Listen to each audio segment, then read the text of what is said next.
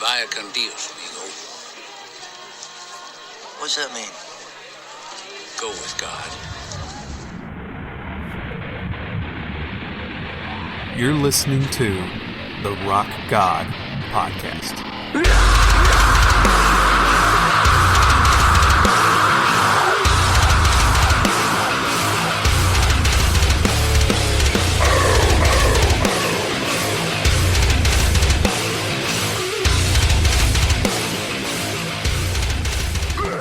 Welcome to another episode of the Rock God Podcast, the only podcast that talks to rock and heavy metal musicians and artists about their thoughts or opinions about God.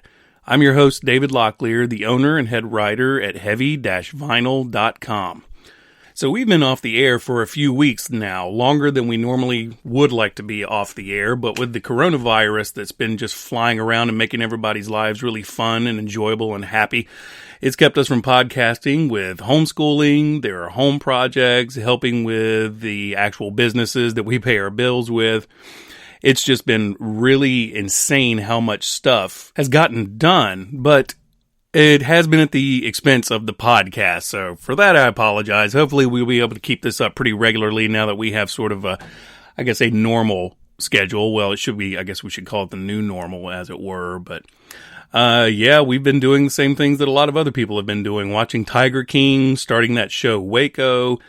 We've been binging Breaking Bad with our oldest daughter, and I've actually managed not to drink to excess. So it's all very interesting how things have turned out. It was not at all what I expected it to be. So I hope during these crazy times you guys have been able to take care of yourselves and have been able to accomplish things maybe you hadn't been able to accomplish before. Or at the very least, I hope you're just keeping your head down and staying healthy and safe, and I hope that we can keep putting these things out while all the new craziness settles in, and hopefully we can get back to our normal lives like it were before. So today we are actually interviewing bassist David Sittig of Impending Doom. Impending Doom is the wonderful and awesome and ball-rattling music that you hear intro and outro every episode of Rock God Podcast. Impending Doom started in 2005 when vocalist Brock Reeves and guitarist Manny Coteres, who were only in high school when they recorded their demo, The Sin and the Doom of Godless Men, and were signed to Face Down Records in 2007, which is when they released their album Nailed, Dead, Risen. Their low-tuned deathcore metal sound has a visceral sound that is some of the heaviest to emerge from the Christian metal scene. They have been the subject of some controversy, though, over the years, however, by describing their sound as goreship, as in worshiping God through gore-sounding music, and they also use an image called the repentagram, which is a Christian play on the typical metal use of the evil upside-down pentagram. Impending Doom have released 6 full-length albums and are currently working on an EP to be released later on this year in 2020. David talked to us today about keeping the faith in a largely secular environment, the difficult balance of playing in a band and tending to family responsibilities, and delivering a guitar to a very unusual fan.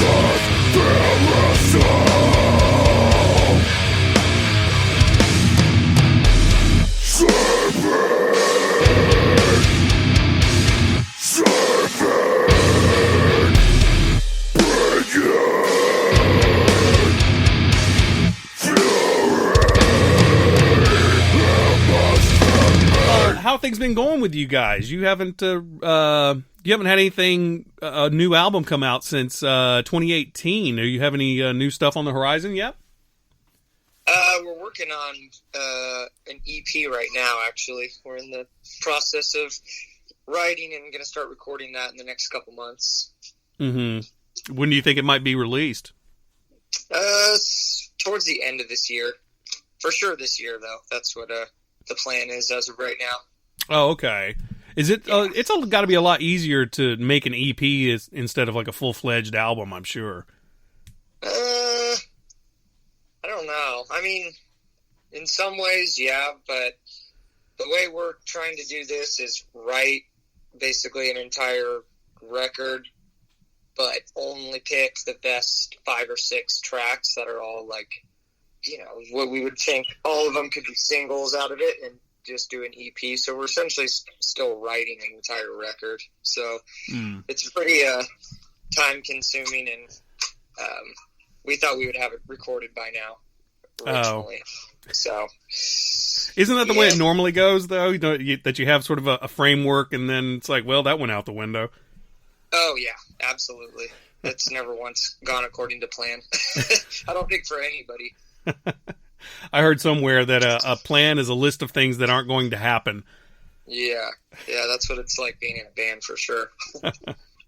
So how many songs do you have available? Because the reason I'm asking is because I've heard time and again from other bands that when they're recording records, that getting down to those last 20 songs is really kind of a bear to start eliminating them, because everybody has their own sort of special connection to it. Yeah, we never have had that many songs when writing anything. We've, we might have that many, like, partial songs or something, but when it comes down to, like, us writing a record, we'll put everything into 12 songs, and 11 or 10 of them will make the record, but they'll all get recorded pretty much in the studio, and then we'll all kind of vote a couple of them off. But we've never been that band really to have like 20 songs, and we only got to use 10 of them, and I mean that'd be pretty brutal to cut that many songs. I know a lot of bands do that, but we've just never been those guys. Right. Well, I mean that's got to be kind of nice in a way that you don't have to worry about probably one less conflict that you have to worry about when going through this process. Yeah, exactly. And if that's how we had to do it, it would take us with what we all have going on outside of the band. It would take us years and years and years to put anything new out. So, yeah, there was a pretty big gap between Death Will Reign and the Sin and Doom. That was 2013 and 2018. That's about the largest gap you guys have had since you're in your discography. Yeah, definitely. Yeah, during that time we weren't doing too much. We were taking a step back and not playing many shows or doing anything because we've been at that time we had been going 100 miles an hour nonstop for the last 10 years almost. Mm-hmm. And that it wears on you. Sometimes you just need to take a step back and be like, we need a break. So we just all collectively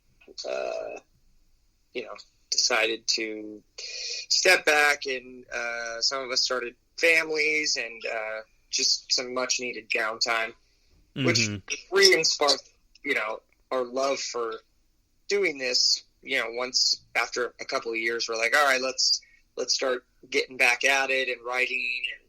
And when we booked the first show back, we just had so much fun. We were on stage smiling the whole time, so we're like, all right, let's get back at it as much as we can right now. So yeah, I think a lot of the times people underestimate the value of kind of letting the juices replenish themselves a little bit by not doing what you're normally used to doing, and how that kind of inspires creativity later on more so than if you just kept on doing it over and over and over again. Yeah, exactly. When Death Will Reign came out, I remember looking at you guys' Facebook page, and it made me think about how, since heavy metal has actually existed for a long time, Christianity was, I guess, I don't know if it's not accepted, but it wasn't really regarded with much respect for a very long time. Yeah. And I feel like that's not so much the case anymore in like the last probably 15, 20 years. I feel like Christianity is very much, or Christian metal and rock is very much accepted and completely fine, as opposed to back in the 80s with Stryper and whatnot. Have you seen that kind of acceptance? Yeah. Oh yeah, for sure. I mean, in our span of career, we've rarely played with other Christian metal bands. Like, we've done a couple tours and obviously Christian festivals and stuff like that, but the majority of our touring we've done with bands that don't believe the same things we do or whatever, and there's never once been any disrespect on either sides of any camp of not accepting or because we've never been that band either to like push that down people's throats or say that anyone else is wrong for not believing what we believe or whatever. Like, there's always been a mutual respect on the road, at least always with our band. So we've never really seen anything other than just love and respect from everybody we've toured with. Mm-hmm. Yeah, with that's sort of been my experience too. I mean, not in terms of touring and whatnot, but just ever since I've been listening to heavy metal and going to shows, it seems like there's never been a problem with that. Like, there's never been much of an issue. About the only time I've ever had any kind of, I guess you'd say, conflict with somebody is usually maybe another fan, and they're like, I'm not going to listen to that because it's Christian. And it's never really like because they hated it. It was just kind of like, I don't think that'll be my thing. Yeah, they don't really give it a chance. Yeah, I'd agree with that. That's the only times that we've ever gotten any flack is from like listeners and fans or people that aren't necessarily fans because they don't give it a chance or whatever. But that's where we would see like, that's just not for me, or Christian death metal, like that's dumb or whatever. And that's really the only time we ever saw that. But I feel like a lot of times people that think that way when they maybe see us live because they are a fan of a band that we're on tour with or whatever, so they come to the show, then they quickly change their mind.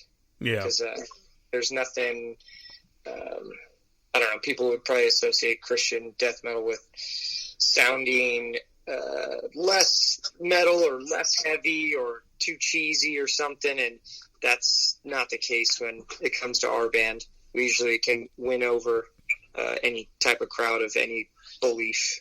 Yeah.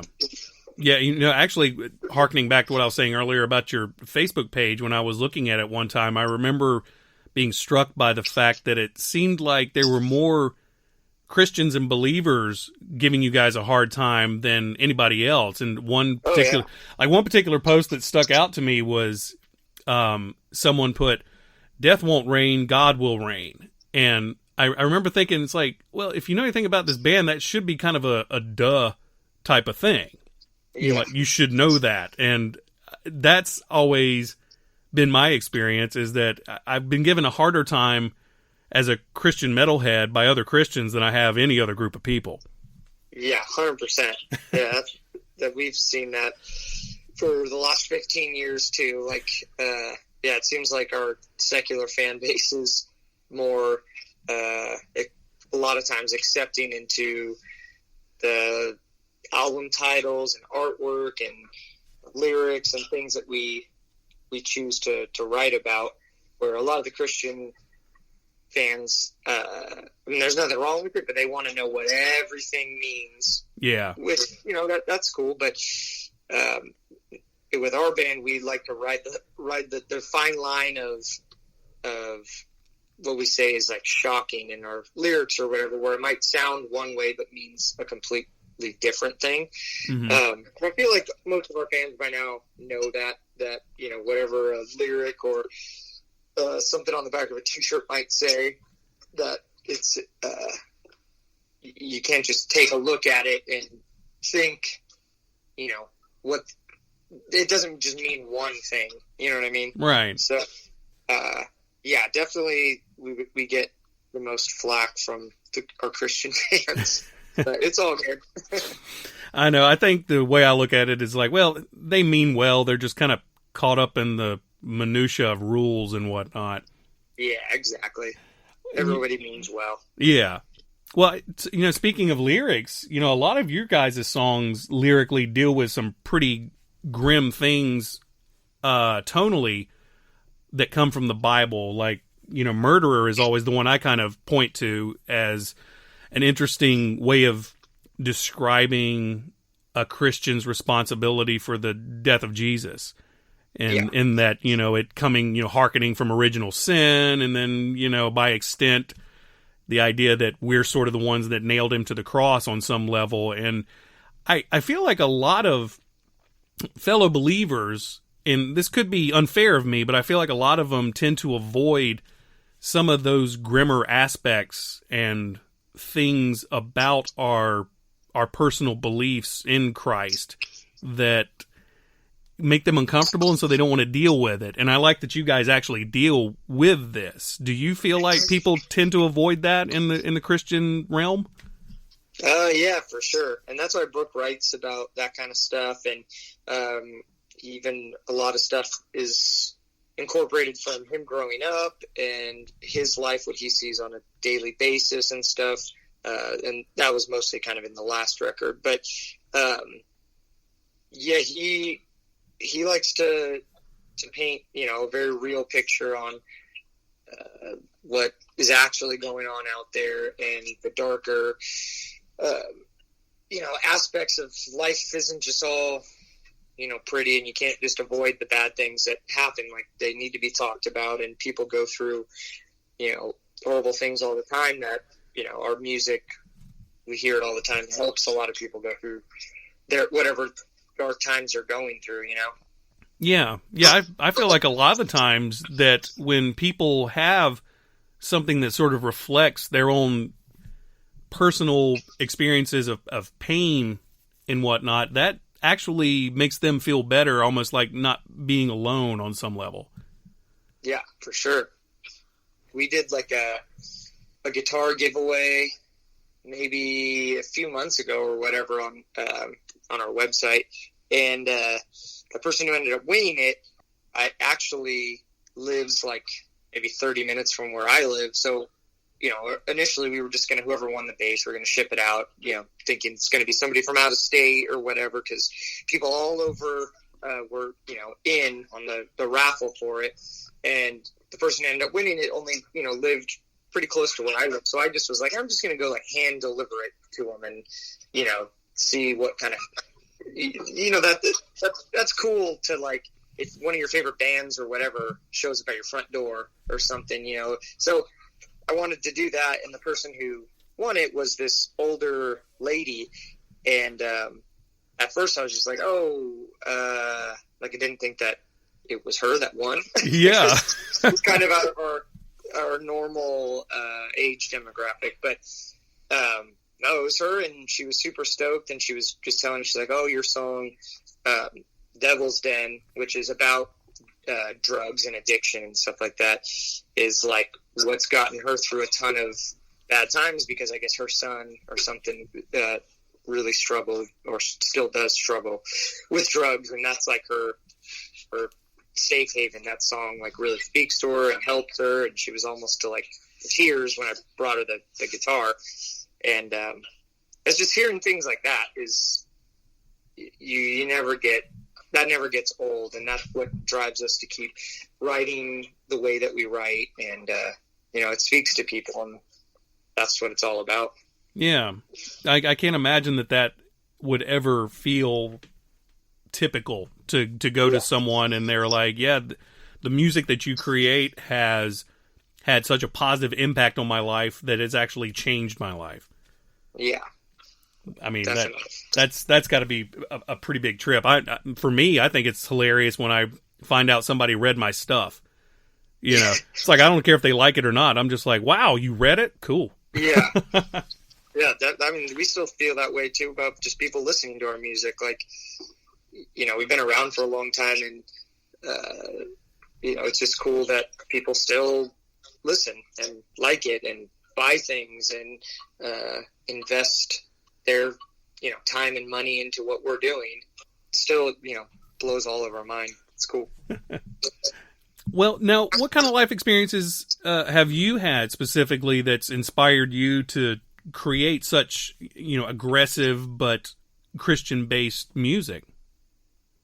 I mean, we've all have always just been into super heavy music. Before we started this band, we were all into, you know, there wasn't Christian metal bands really that we liked, or there weren't many around before we started. You know, there was a handful of them, and the type of music we all listened to was Slipknot, Cannibal Corpse. You know, those are our favorite bands and stuff like that. Mm-hmm. So we wanted to obviously make like aggressive music that sounded like that, but have, you know, a message with our beliefs and stuff behind it. Because I feel like some of the metal bands that were around before we started were, I don't know if cheesy is the right word. It just wasn't. No, it's the right word. Sorry, it's the right word. Yeah, we never, you know, people ask us all the time, like, oh, what Christian metal do you listen to? And we're all just like, I hate to say it, but like, we don't. I mean, we have some friends bands that we love, like we love Sleeping Giant and August Burns Red, or they're all good friends of ours, and we love their music. But there's really not many. So we've always been so drawn to aggressive music, and we have something to say, so we just put that behind the aggressive music that we love. So it's kind of the idea that, you know, the type of music that you were looking for is what you decided to create. Yeah, exactly. Searching for something that didn't exist at the time. Yeah. Oh, yeah, I completely relate to that search.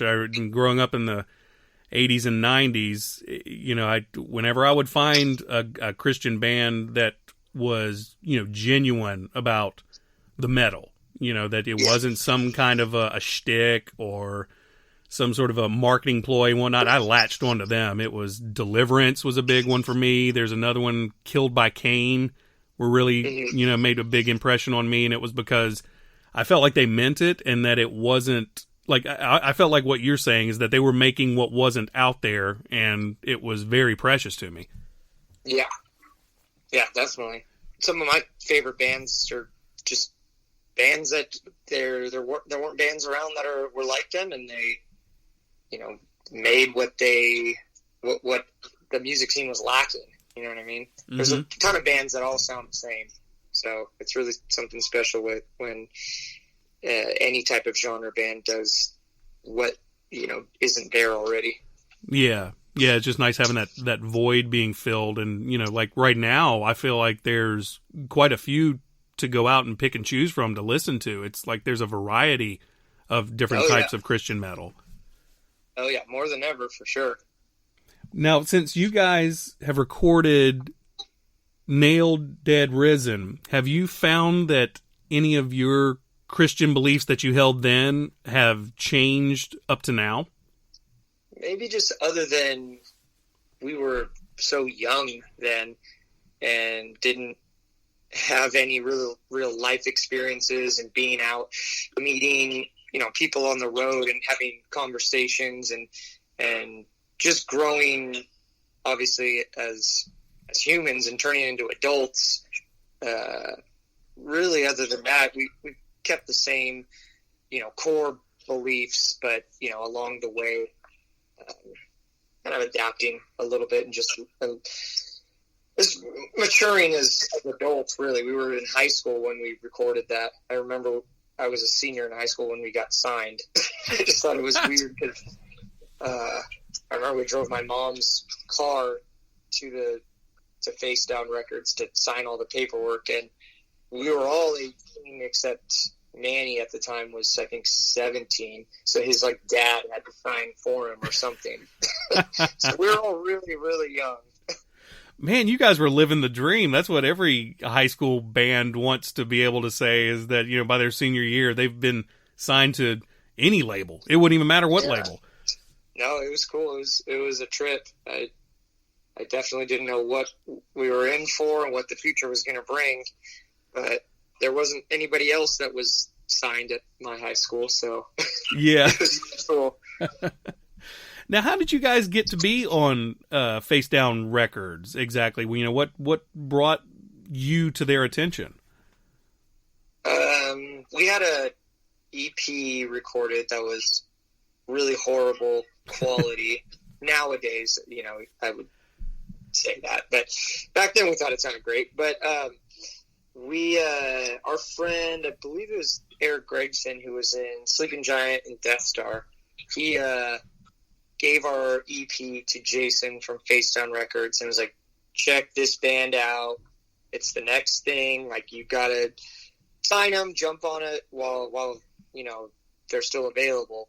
And Jason listened to it and was just like, I don't get it. Like, this sounds crazy, horrible, all over the place. It just, you know, he just didn't really get it. And he was like, I'll go to one of their shows the next time they kind of play around here, and I'll check it out or whatever. And we played at this church in Chino, and he came out, and I don't even think we met him or anything that day. We knew he was coming. Mm-hmm. And the show was sold out, and when we played, like, the place just erupted. It was just, everyone was flying off the walls, and it was just crazy.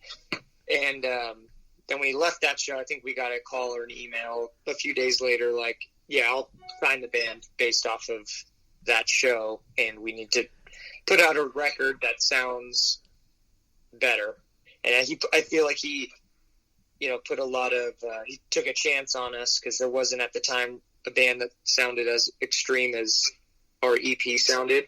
Mm-hmm. And I think it all paid off for everybody. And, you know, we all quickly got on the same page. And, but yeah, at first I feel like it was kind of like I don't know if this is going to work. And, you know, it did. So.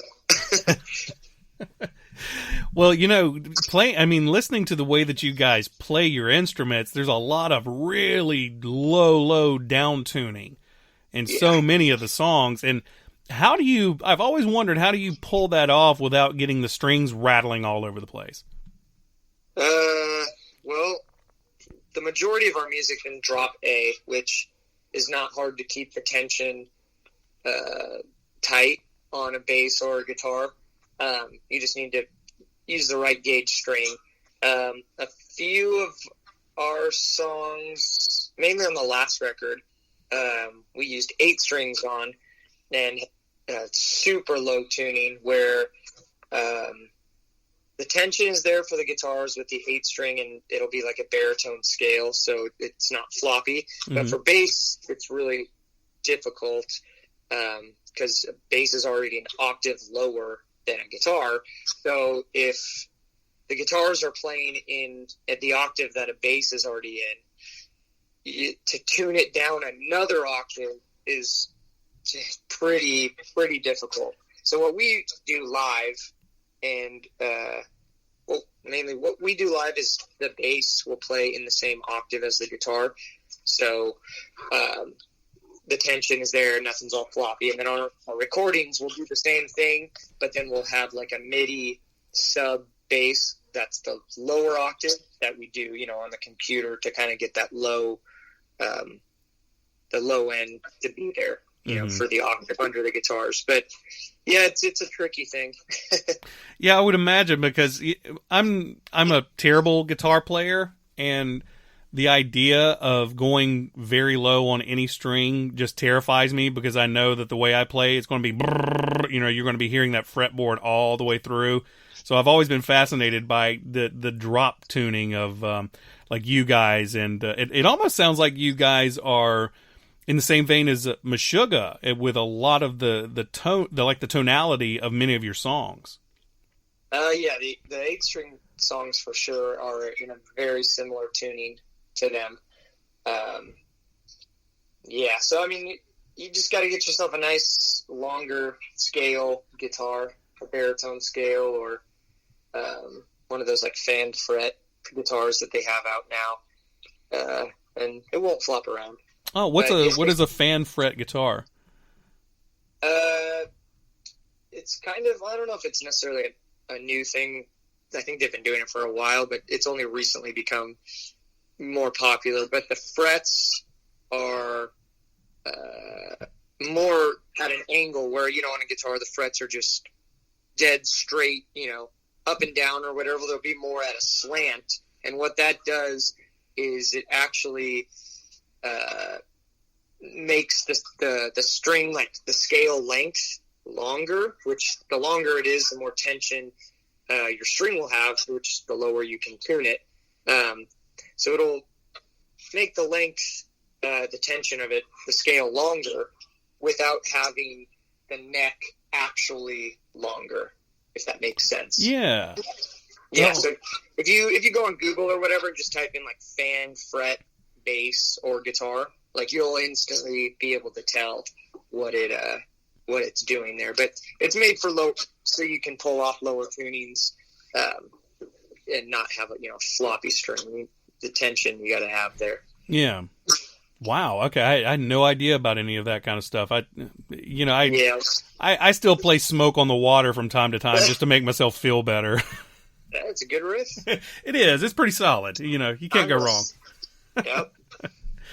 Well, tell me, you say you're going to be recording and getting a new EP out at the end of the year. Are you going to be doing any touring this year before that, or are you just going to kind of wait until the record comes out and then tour off of that, or how's that going to operate?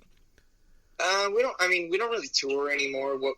The only thing we really do is fly out shows. So we have a few booked, one in Florida and one in St. Louis in June. But we'll do about probably 12 shows this year. And just with everybody's family and how life is and stuff, we pretty much strictly only do shows where we fly on a Friday, perform on a Saturday, and fly home Sunday. And we'll do about 10 or 12 of those this year. But, going out on the road for multiple months in a bus or van or whatever, those days are long gone. Yeah, that crap that's a younger man's game. I'm in my 40s and I'm just like, ugh, that just sounds miserable. Yeah, no, it's all about comfort nowadays, and we don't play as often, so when we do play, the money has to be right just for accommodating all that, all the flights and the hotels and getting our gear that we bring out there, and then for all of us to make money doing it too. Mm-hmm. And it's turned out really good. We've been doing it like this for a couple of years now. And I know it kind of bums people out that we don't come to their city as often. But, you know, really for us to remain doing this forever, essentially, like this is the way it's got to be. And we try to, at least with this year and stuff, we're trying to play, you know, different places each of those times or whatever, go, you know, sprinkled over here on the East Coast and the Midwest and the West Coast, and try to cover a bunch of ground like that. But, yeah, more than likely, if we're coming to your city or close to it, you should hop on that and make the little drive and come see us, because it probably could be 5 years before we're back in that same exact area. Right. So. Yeah. But I mean, that does kind of give the shows themselves sort of an added value, or even, you know, a sentimentality that, you know, that you guys are not able to do that as much with families and whatnot. And the fact that you still are attempting to do it, I think makes it a little bit more special. Yeah, for sure. And I feel like a lot of other bands are starting to do that too, touring less. And because it's hard being like a full-time musician with, you know, with streaming and stuff. You know, so I love streaming. Streaming's awesome. Mm-hmm. But the way that they have the streaming system set up don't benefit the artist really that much, at least financially. Where a lot of other hands in the pot get the money from that, and the artist doesn't. Which, you know, I feel like a lot of things are going to be changing in the coming years, and a lot of bands are doing things more themselves, where they'll be able to make that money from that. And, you know, because at the end of the day, obviously, as you get older, like, this isn't, you know, not everything obviously needs to be about money, but as you get older, you have family, you have mortgages, you have things like that. If you want to do this full time, you obviously got to make money. And so, yeah, we've started doing a lot of stuff ourselves. We run our own merch store and website and stuff. And I'm sure, you know, in the coming years, we'll attempt putting out music ourselves and not on a label, to at least give it a try. And yeah, it's difficult. There's massive bands out there that I've read interviews, and like Mastodon, for instance, are a huge band, and they have stated many times like they don't make the money that they really should be, and if things kind of keep up going this way, they're not going to be able to be doing this full time, you know, in the next few years or whatever, which is crazy to hear a band like Mastodon. They're massive. You know? I know. It's crazy to think that, you know, that there are bands that perception wise should be living a pretty high life if they decided to, and they're really they seem like they're breaking even just like any other startup band.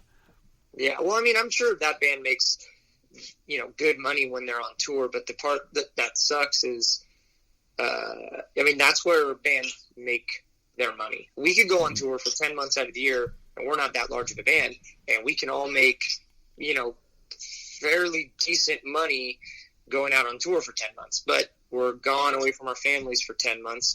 And, you know, no families are really cool with that unless you're like, look, I'm going to tour for 10 months this year, but I'm going to make $250,000. Then, you know, your wife might be like, oh, well, you know, all right, that sounds all right. Or maybe try to do it for 6 months or whatever. But you can't go on tour away from your family for 10 months and make, you know, some of these bands that are our size or slightly bigger or whatever, making 30, 40, you know, whatever grand. And, you know, that's fun to be able to play your guitar, do your passion, and make money, you know, even like that or whatever. But like I said, when you're at a certain age, you know, you can't be away from home and not bringing in, you know, too much or whatever. So with us, we've kind of found this good little balance where, you know, we all have other careers, we all have families and kids and mortgages and stuff, where we got to be home, we got to work, but we don't ever want the band to really go away. We love performing and we love writing music. So how can we do it all without sacrificing, family and stuff? Because that comes first, really. Yeah. Yeah. And I feel like that a lot of bands now, you've got a fan base. I feel like that they are much more appreciative of what you put out for them. And I think a lot of it comes from the fact that, for years and years we had superstars that were making tons of money, and there was just tons and tons of stuff that you could take the band for granted. And now I feel like a lot of people are very aware of how difficult it is to be in a band and to make money as a band. And so I feel like people are far more likely to give money to these bands that they really like and enjoy because they want to support them and see them succeed and see this to keep going. Yeah, for sure. Yeah, we have our little, we call our fan base the Doom Nation, and we have a little separate Instagram that's like a private, I guess it's kind of like a fan club or whatever, but you request to be in it, and we of course accept everybody, but we like it to be a little closed, tight unit of our diehard crazy fans, and we like to give them the first go at, like, whenever we release new merch, like they get the option to buy that stuff 24 hours before all our other social media gets notifications for it. And because we do everything for our online store, we do everything limited. We'll order it all ahead of time, so it's in stock, ready to ship that same day that people order it. Which, who doesn't love that, when you buy something online, it ships right away instead of you got to wait for it. But everything's limited. So a lot of times we'll throw it up on our, the Doom Nation or whatever, and they'll sell it out before we can post it for, the rest of the world to see, to get a chance to buy it and stuff. So our fans are really, really dedicated, and we love them. We don't take anything for granted. We have some of the best fans ever. And yeah, I agree with you that a lot of them, they see that, and they see that we're family people, and we we don't play that often, and they are willing to help support us in that way, because even though we don't play often, it's still very, very expensive to get us to perform in your city, and everything goes towards that. Them buying T-shirts and helping us out and coming out to the shows, that all, goes towards us doing this more often. Yeah. And I think that it's good that people recognize that now. Like, for example, whenever I go to a show, I generally save up, about $100 or so to go and splurge on merch, things to support the band, because I love what they're doing. And I think that that's the best way to show your appreciation, is to help them pay their bills. Yeah, absolutely. Yeah, come to the shows, buy merch if you love the band. That helps out more than anything. I mean, like I said, I love streaming. I stream all the time. I have Spotify, Apple Music. I have it all, and I love it. And but every now and then, when one of my favorite bands comes out with a record, I'll still go buy it, even though, I can listen to it for free streaming or whatever. Yeah, I buy it anyways, and that helps out and everything. But really, the most direct way to help out bands themselves is going to the shows, buying the merch, and just supporting them. Yeah. The best way. Yeah, I feel like the streaming, I agree with you. I love the streaming. I like being able to hear these bands, but knowing how the pricing and commission structure is set up, it's really become kind of, at least for a band, become sort of a screwed up, we're going to pay you an exposure type deal. Yeah. That doesn't, like you said, that doesn't pay your mortgage, and that doesn't feed your kids. Yeah. Well, the thing is, a couple people get the money from the streaming. There's a large percentage that goes towards paying labels and other people for the streaming. And yeah, I agree. Like, the streaming, we have, it gets into more people's ears getting to hear you and stuff, and that's why I love it. That's awesome. Yeah. But that's also why like a band like Tool had to wait 13 years to put their album out, because the last 4 years was just them going back and forth, having to renegotiate, because in 2006 when they put out their previous record, the record sales were still a thing. There wasn't streaming, so their contract was, a band like Tool, they make a huge chunk of their money from album sales. They record an album, they make, hundreds of thousands, if not millions of dollars off record sales. So when you have a band like them who hasn't put out a record in forever, they had to renegotiate the streaming thing, since that wasn't even available the last time. And that's what took a long time, because the label wants a huge, large percentage of it, and a band like Tool isn't going to stand for that. They're like, no, we have to renegotiate also, and so they're making a lot of money, I'm sure, off their streaming, because they're the type of band who could pull off, renegotiating that, and as they should. But yeah, I think that'll change, hopefully, in artists' favor in the coming years. But yeah, it's crazy, seeing bands who get 80 million streams a year and that don't really see any money, see very, very little. Yeah. There's a really large disconnect there that you, in my opinion, shouldn't exist, but unfortunately does. Yeah, for sure. Yeah. Well, David, I will let you go. I know, like you said, you're a family man, you're a busy guy. And so before we go, do you want to let the listeners know where they can go check out Impending Doom and give you the support that we've been talking about? Yeah, I mean, we have a website that we run our own online merch store. It's just impendingdoommetal.com. Go check that out. Follow us on Instagram at Impending Doom. You could join our little fan club on Instagram too. That's just at the Doom Nation. Send us a request and we'll accept you. And yeah, thanks for listening, for sure. Absolutely.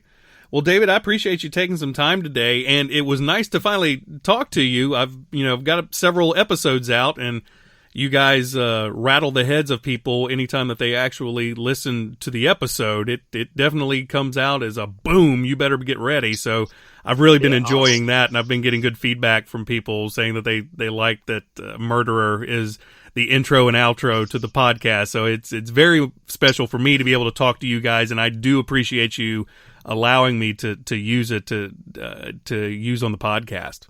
Yeah, of course, man. We're honored that you can that you want to use it. So that's awesome. I appreciate it. No problem. Well, hey, take care. Good luck with everything, and maybe we'll talk to you guys later on this year when the album's getting ready to come out. Yeah, absolutely. Anytime, man. Thank you. I appreciate it. Thanks, David. You take care. All right, you too. All right, bye-bye.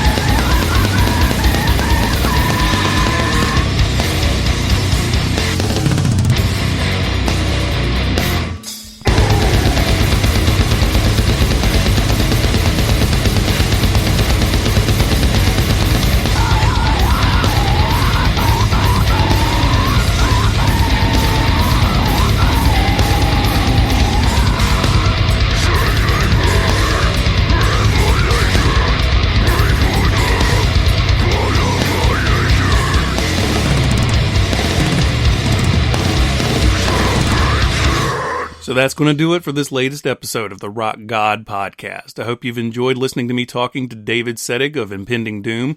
I want to thank David and all the guys in Impending Doom for still allowing us to use their awesome song Murderer as the intro and outro to the podcast. Also, make sure to go to their website, impendingdoommetal.com, and all of their social media outlets. Also, make sure you go to our website, heavy-vinyl.com, where you can find all kinds of heavy metal vinyl and cassettes. We just recently started carrying Screaming Skull records from our buddy Erlend Bauthaus in Norway. Check us out again in 2 weeks when we talk to Chris Aiken, one of the hosts of the Classic Metal Show, about all the things that he's been up to on his show and how he actually carries an associate's degree in biblical studies, but doesn't seem like the most Christian guy you'll ever meet. So it's an interesting conversation. I think you'll enjoy it. So anyway, until next time, God bless.